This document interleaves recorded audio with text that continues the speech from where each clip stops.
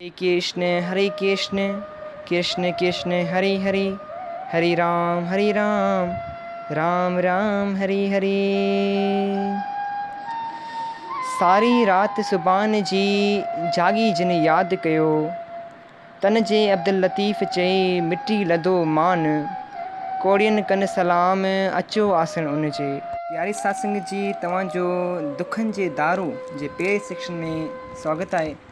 आउं तव्हांजो हरिशंकर तव्हांखे कथा प्रेज़ेंट करे रहियो आहियां ऐं जेको श्री गुरु बालप्री जीवन कथा असीं करे चुका आहियूं उन जो जेके पार्ट आहिनि उहे यूट्यूब ते अपलोड कया पिया वञनि।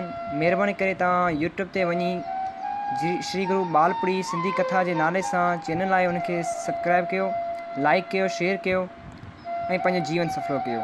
अचो त अॼु जी कथा शुरू कयूं।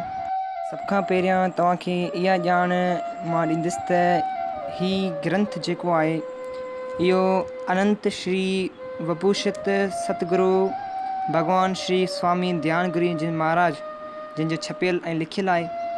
अॼु असीं तव्हांखे कुझु जोग्यासन जो यात्रा ते निकिरणु। जोग्यासन जो मतिलबु उहो आहे जेके पंहिंजे जीवन जी राह खे जीवन खे तारण जे लाइ जंगल में या कंहिं रस्ते ते सफ़र ते निकिरी वेंदा आहिनि, उन्हनि खे असीं चवंदा आहियूं जोग्यासन। ऐं उहे उते वञी हिकु महात्मा सां मुलाक़ात कनि था। इहो असांजो अॼु जो उनवान आहे। त अचो त शुरू कयूं। चऊं था त गंगा किनारे ते कंहिं जंगल में हिकु महात्मा रहंदो हो। उन महात्मा खे जेको बि प्राप्त थींदो हो उन ते हू राज़ी रहंदो हो। हिकिड़े ॾींहुं के जोग्यासु पवित्र तीर्थनि जो सफ़र कंदा नज़दीक कंहिं शहर में गंगा सनानु करे पोइ गर्मी जो टाइम हो, उहे जंगल में रवाना थिया। तो उन्हनि मंझां कंहिं शख़्स जी दर्शी उन महात्मा ते वञी पई। छा ॾिसनि त सख्यात शो रूप हिकु बड़ जे वण हेठि विराजमान आहे, जंहिंजे दर्शन करे उहे सभु निहाल थी विया, हुननि जा पाप दूर थी विया।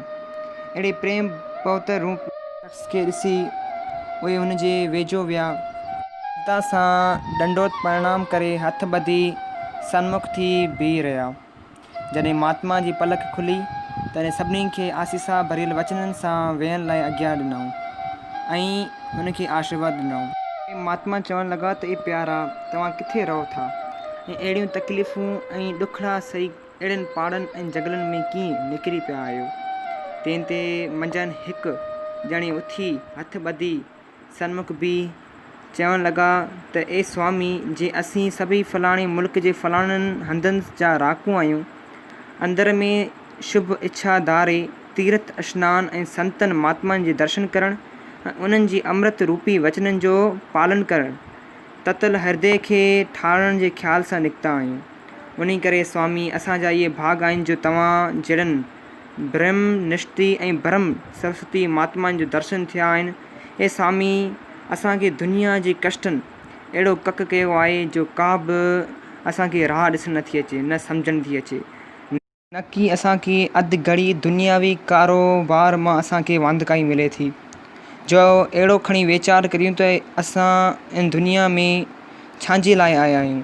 दुनिया में जो सुख दुख हर वक़्तु लॻो ई बीठो आहे, तंहिंजो कारण छा आहे।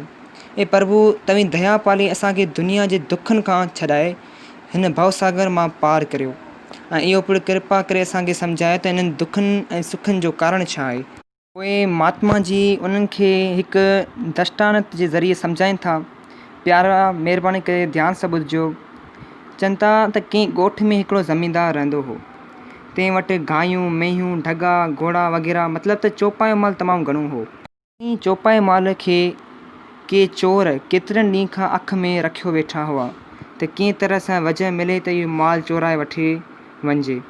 आख़िर हिकिड़े ॾींहुं इहे चोर सलाह करे उन माल जे चोरण लाइ ॻोठा निकिता। रस्ते में हिकिड़ी देवीअ जो मंदरु हो। चोरनि मंदर में वञी हेठी तरह प्रार्थना कई त ए देवी माता, जेकॾहिं इहो चौपायो माल सवलो असांखे हथु लॻो त मंझंदि हिकु पुछ वढियल पाॾो तोखे ॿल चाढ़ींदासीं। छाकाणि जो उन माल में हिकिड़ो लंडो पाॾो चोरनि अॻु में ई ॾिठो हो। अहिड़ी तरह आख़िर उन राति उहे चौपायो माल समूरो चोरनि खे हथु लॻी वियो ऐं जॾहिं ज़मींदार ऐं संदसि माण्हुनि खे सुजाॻी थी तॾहिं उहे पेरा वठी संदन पुठियां लॻा।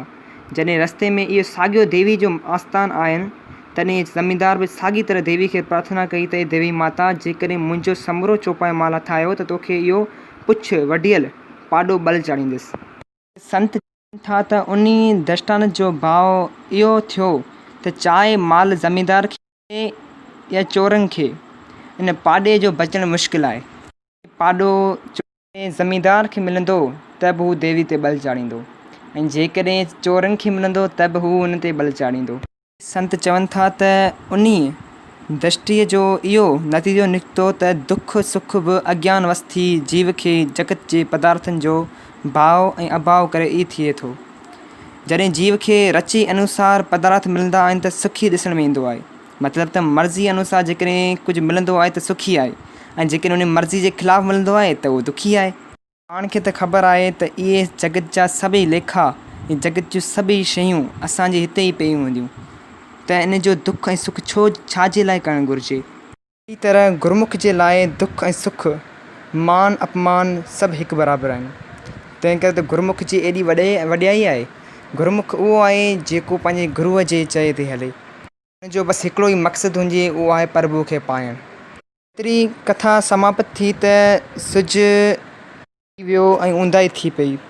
सभई महात्मा खे नमस्कार ॾंदो प्रणाम करे पंहिंजे पंहिंजे घरनि ॾांहुं हलिया विया। राति सुख सां गुज़री। वरी ॿिए ॾींहुं सुबुह जो नित नेम करे पंहिंजी साॻी हंधि पंहिंजे महात्मा वटि ॾंडो प्रणाम करे पंहिंजे पंहिंजी जाइनि ते शांती सां वेही रहिया।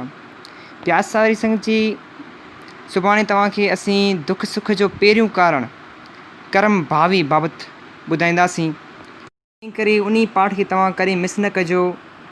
ऐं जेकॾहिं तव्हांखे असांजी कथा हासिलु न थी आहे या ग्रुप में तव्हां जॉइन न आहियो त असांजे नंबर 0331311089 ते कॉन्टेक्ट कयो। असीं तव्हांखे ग्रुप जी लिंक मोकिलींदासीं, जंहिंजे ज़रिए तव्हां ग्रुप में शामिलु थी करे कथा हासिलु करे सघो था।